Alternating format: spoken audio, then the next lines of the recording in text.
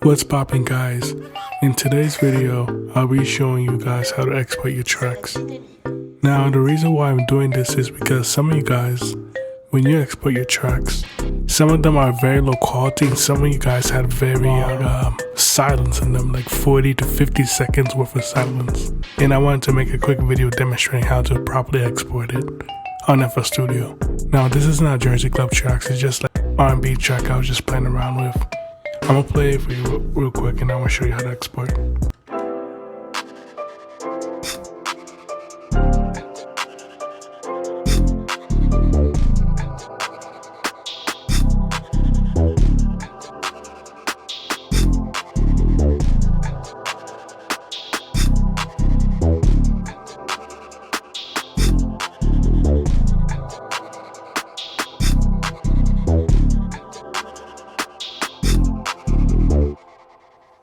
Now, when you go to export, either export as WAV or MP3, it's gonna be the same thing.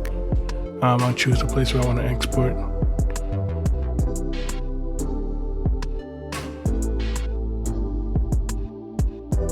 Now, in the WAV section, now determining on where you're exporting, like you're just exporting just for to listen to yourself, you can export as a 16-bit, 24-bit.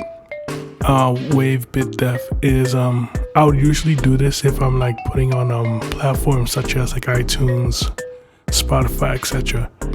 32-bit float is if I'm rendering this. Rendering means exporting.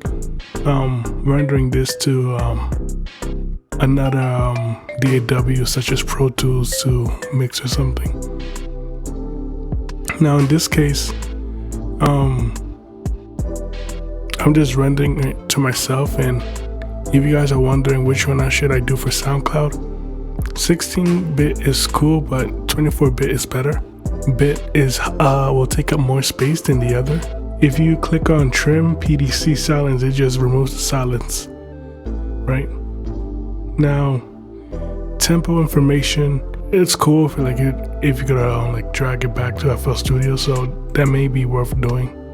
And as you well, I plan on doing a video on this, but like how to export your stems. So I'm gonna show you that for another one. And resampling. Now, I usually keep it how it is, but just judging from how it's laid out, it seems like the higher you go, the more high of a quality you get. The main purpose of this video is just to show you how to get better quality and remove the silence. Now, I'm gonna change it to like 128. Right now, some of you guys may leave the tail as cut, leave or warp. Warp is good if you're like rendering loops. Leave it if you are like if you want the tail there, and cut is gonna cut wherever it stops. Meaning, let's say you had reverb on this piano. As you can tell, there's some reverb there, right? If I put it all the way towards the end. Let me stretch this a little bit.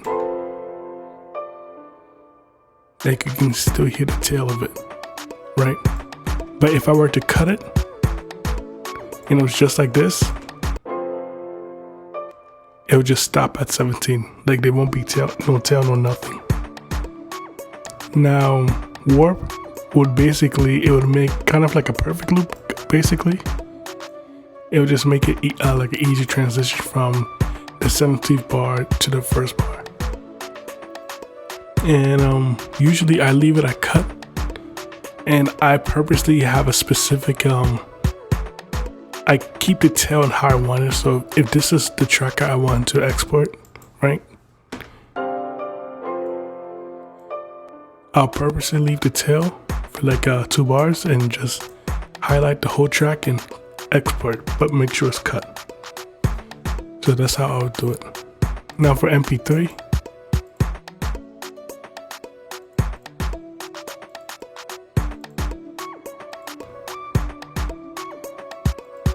MP3, I make sure the bit rate's all the way up. You really don't want to go any less than 320.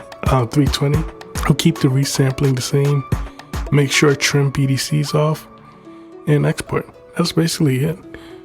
Just wanting you guys to have better quality tracks when you export them. And I'll see you in the next one.